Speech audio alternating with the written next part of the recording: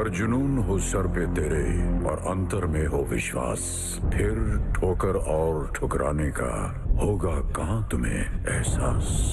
मकसद में सच्चाई है तो सीना ठोक के यही कहो, झुकना होगा दुनिया तुमको, विश्वास पे अपने खड़े रहो, अड़े रहो, अड़े रहो, अड़े रहो।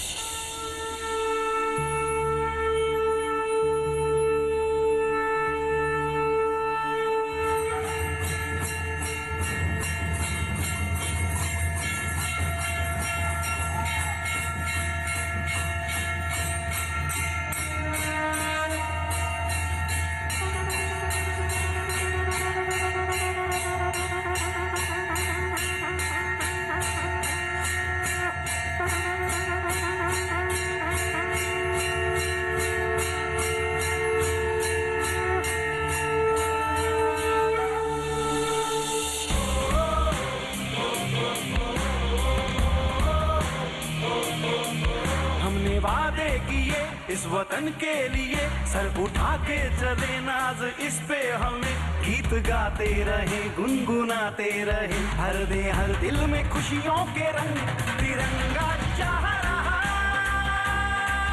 सर को उठा वतन के वास्ते कुछ कर दिखा। सलाम हर सच्चाई को, सलाम हर अच्छाई को, सलाम हर इस जज्बे को, मेरा सलाम। सूरज से आंख मिलाना है, एक नया सवेरा लाना है, संकल्प नया दोहराना है।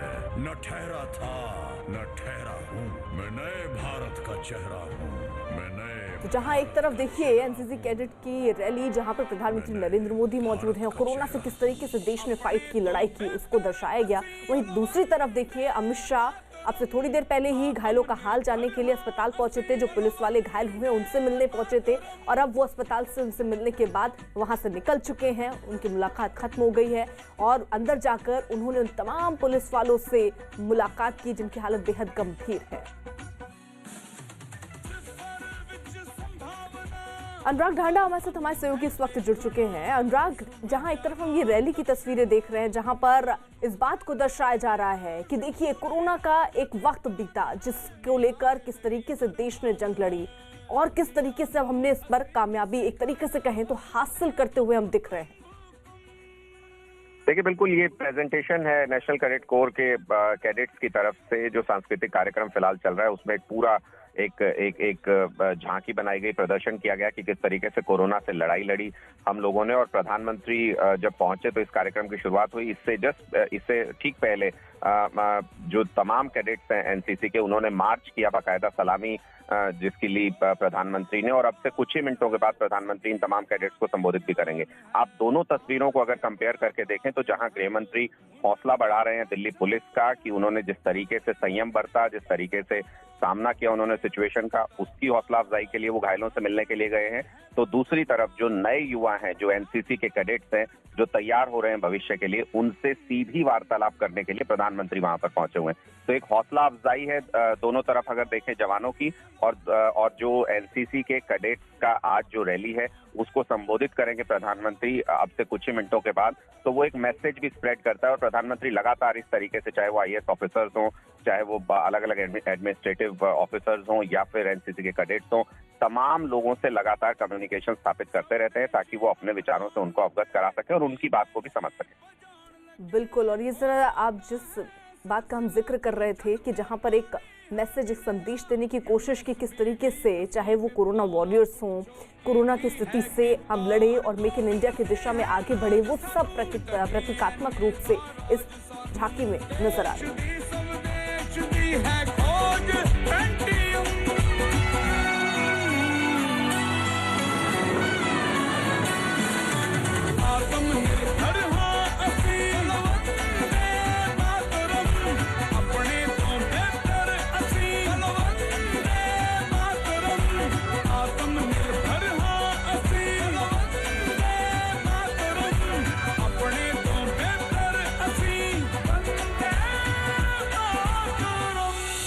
अपने ही हाथों रचा स्वयं, तुमसे मिटने का खौफ नहीं। तुम हालातों की भट्टी में जब जब भी मुझको झोंकोगे, तब तब कर सोना बनूंगा मैं। तुम मुझको कब तक रोकोगे? तुम मुझको कब तक रोकोगे? तुम मुझको कब तक रोकोगे? ये देश कबीर जवानों का, अलबेलों का, मस्तानों का, इस देश का यारों क्या कहना, ये देश है दुनिया का कहना। ये योद्धाओं की भूमि है, हम बेफिक्र चले, सौ मंजिल ये इस माटी की हो गए निडर चले। नस नस में घोलता जज्बा है, दिल में ये गीत है। ये देश है वीर जवानों का, अलबेलों का, मस्तानों का, यहाँ सदियों से ये रीत है जी, हर डर के आगे जीत है जी।